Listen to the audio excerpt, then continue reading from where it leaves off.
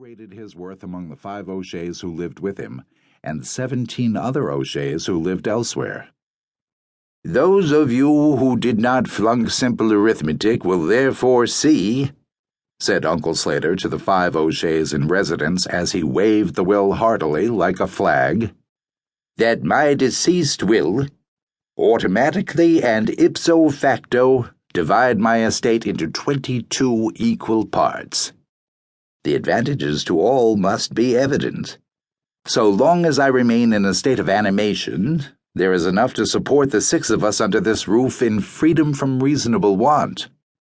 Were I to pass on, however, the butchered bits of my estate would scarcely suffice to support any one of you for more than a year or so.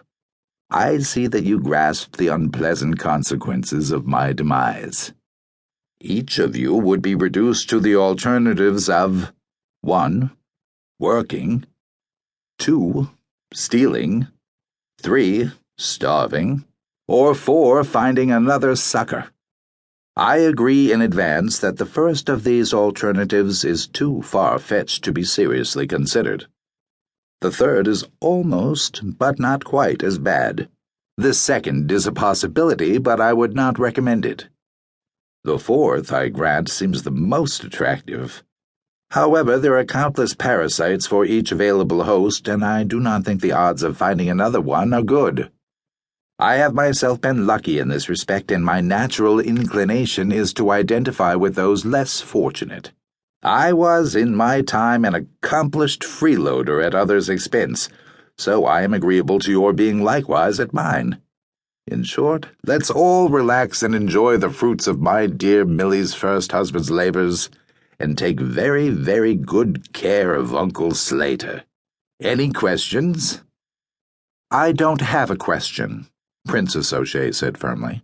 "I have an announcement, which is that I'm working 6 days a week in a drugstore for pay, Uncle Slater.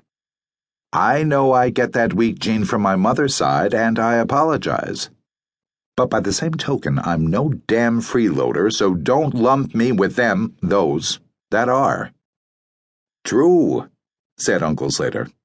"Our princess is a mutation, and in all fairness, I should have said so. I'm happy to be able to point out that this pay she mentions with such deplorable pride is just about enough to keep her in nylons. However, she is technically correct. As for having inherited the weakness from your mother's side, Princess, I'm obliged to register a dissent. I knew your mother's side. To be candid, my dear, in view of this unhealthy streak in you, I'm inclined to believe that you may not be an O'Shea at all. There may well have been an interlude in the royal household, briefly before your nativity, when your poor mother dallied with a commoner." This being sheer speculation, Princess O'Shea disdained to defend her legitimacy, morganatic or otherwise. Such considerations had never seemed to her of any consequence. As for the others, they attended Uncle Slater's genial briefing in their usual divergent styles. Aunt Lally sat smiling at someone not visible to anyone else. This effect, which she achieved by staring intently at an uninhabited part of the room, was not one of her more endearing accomplishments. It tended to raise goose pimples on the uninitiated. Nor were the hands in her lap more reassuring. They were large, hard-looking, and hairy, whereas the rest of her was small, soft, and baby-girlish. To see her as she now occupied a straight chair, hands folded before her, created the astonishing illusion of a big, tough man skulking behind her with his arms about her waist. This hyperbole was one of Uncle Slater's conceits. The power of Lally's mind over Lally's matter, he liked to say, to Prynne privately. But alas for Aunt Lally, it was no very satisfactory substitute for the real thing. Brother Brady O'Shea reacted to the testamentary news as he reacted to almost everything.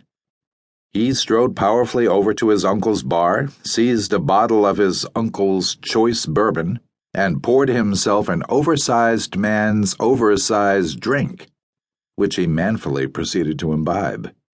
Sister Prynne had often supposed, also in conceit, since she considered the incestuous implications of the supposition as unlikely.